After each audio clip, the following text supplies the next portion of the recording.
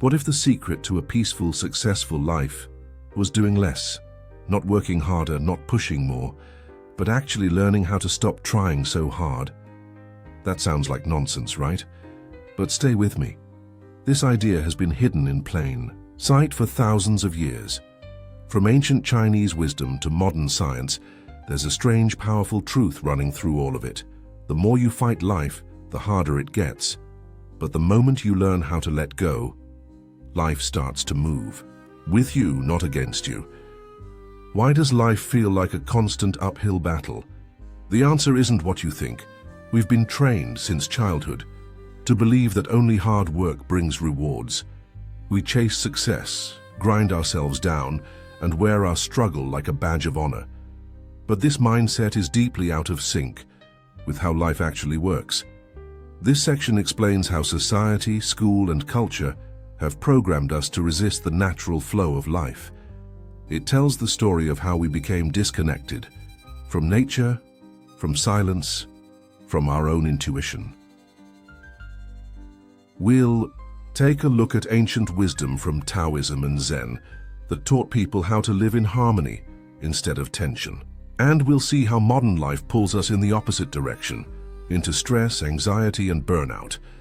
By the end of this section, the listener will begin to realize maybe the pain isn't from life itself. Maybe it's from how we're trying to live it. The key to making life feel effortless is one simple but powerful shift: surrender. Not giving up, not being passive, but surrendering the inner resistance. The constant mental fight against what is. This idea goes back thousands of years. The Taoists called it Wu Wei, the art of doing without forcing. Imagine a river. It doesn't fight to flow. It doesn't try to control the rocks. It just moves. And because it flows, it wears down mountains. This is where we bring it to life. What does effortless living really look like? It's not about lying on the couch or avoiding responsibilities. It's about being in the right state of mind, where things happen through you, not because of you. In this section, we'll share real stories. A musician lost in the music, an athlete who moves like water, a monk sitting in stillness yet radiating power. These are people who've learned to live from that surrendered place, and the results are beautiful, powerful, and deeply human. We'll also explore modern science, like flow states in psychology, and how your brain and heart actually work better when you're not in fight or flight mode. The message is clear: effortlessness is real, and it's available to anyone who learns how to tune in. Now we flip everything upside down. Most people believe control equals power. But here's the twist: the more control you try to have, the more powerless you feel. Real power comes from letting go. Okay, so how do you actually do this?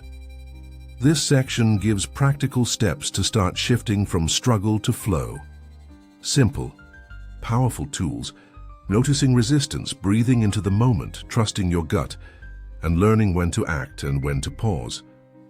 We'll talk about the mindset of allowing, the daily practice of presence, the art of slowing down just enough to hear the quiet voice inside. This isn't a quick fix. It's a new way of being. But the changes start small and grow fast. The more you chase effortlessness, the harder it becomes. But the moment you stop chasing, there it is. This final section isn't about answers. It's about questions. Questions that linger. Questions that stay with you in the quiet hours of the night.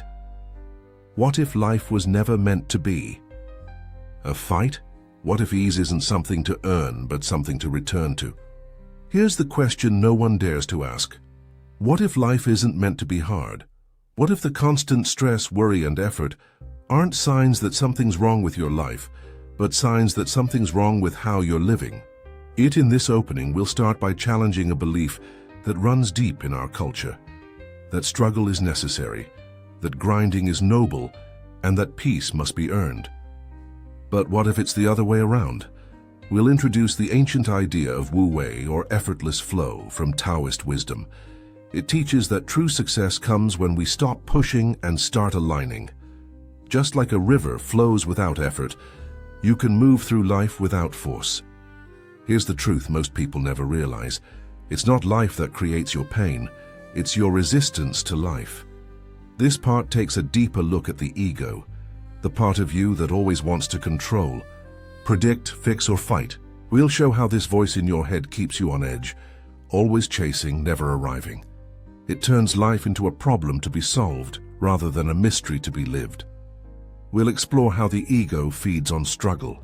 It needs drama, control, and resistance to feel alive.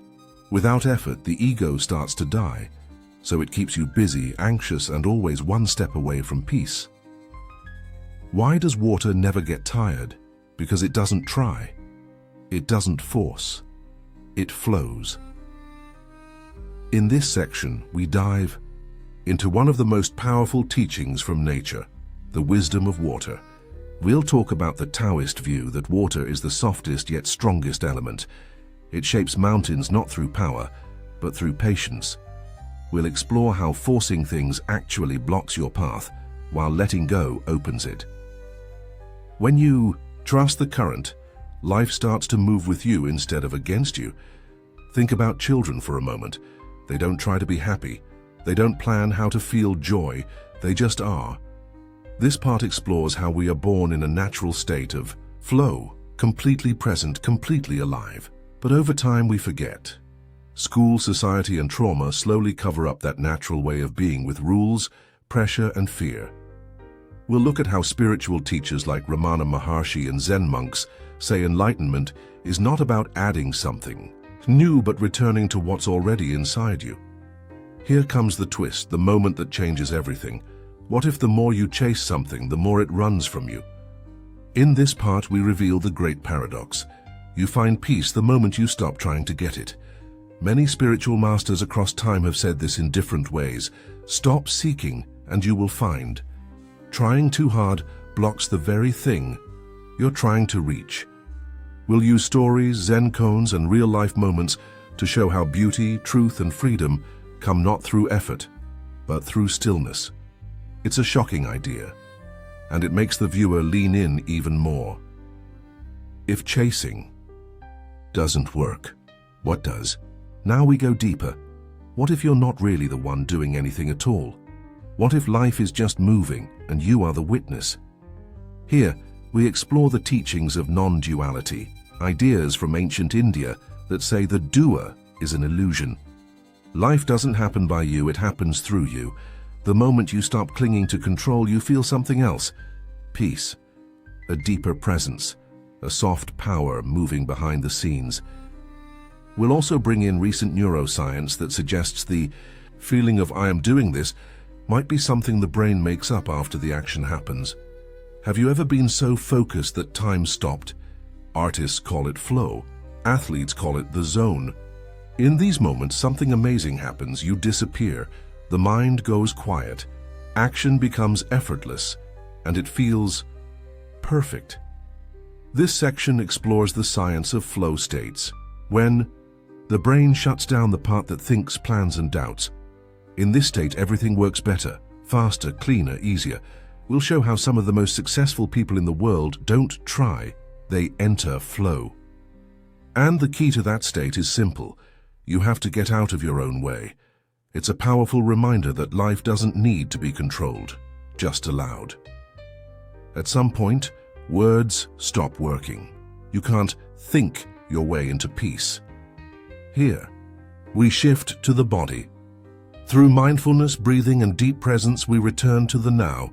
And in the now, there is no struggle. It's an invitation to feel, not think, to return to being, not doing. There's a deeper part of you, the part that never gets tired, the one that watches everything, but doesn't need to control anything. In this peaceful section, we talk about the witness, a timeless awareness that lives behind all your thoughts, emotions, and actions. This is the part of you that never changes, no matter what's happening around you. We draw from teachings in the Bhagavad Gita and from mystics like Ram Dass. They say, when you live from the witness, life stops being a struggle. You act. But you're not attached to the outcome. You move, but you're not lost in the motion. Now we end where it all began, with a question. What if you were never broken? What if the struggle was just a story? In this final moment, we plant a powerful seed. Maybe everything you've been trying to do, become, or fix was never needed. Maybe life doesn't need your control. Maybe it just needs your presence. You have to feel your way there. The body carries everything: tension, fear, resistance, all the pushing you've done, it's stored here. But the body also holds the key to your freedom. With every breath, every pause, every quiet moment, you start to come home.